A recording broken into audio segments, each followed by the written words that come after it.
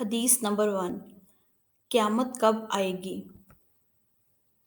حضرت ابو ہریرہ رضی اللہ تعالیٰ عنہ سے روایت ہے، ایک مرتبہ نبی پاک صلی اللہ علیہ وآلہ وسلم مجلس میں لوگوں سے کچھ بیان کر رہے تھے کہ ایک دیہاتی آپ صلی اللہ علیہ وآلہ وسلم کے پاس آیا اور کہنے لگا کہ قیامت کب آئے گی؟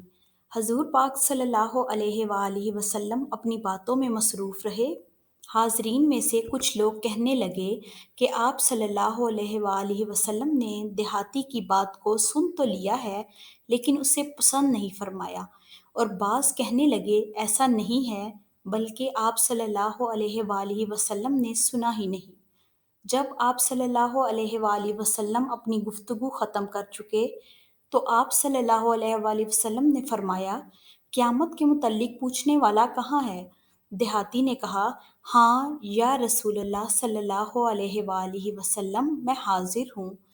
آپ صلی اللہ علیہ وآلہ وسلم نے فرمایا، جب امانت ضائع کر دی جائے تو قیامت کا انتظار کرو۔ اس نے دریافت کیا، امانت کس طرح ضائع ہوگی؟ آپ صلی اللہ علیہ وآلہ وسلم نے فرمایا، جب ذمہ داری کے کام نااہل لوگوں کے سپرد کر دیے جائیں گے تو قیامت کا انتظار کرنا۔ Thank you for watching. Please like, share, comment and subscribe our channel for more videos and hit the bell icon for notifications.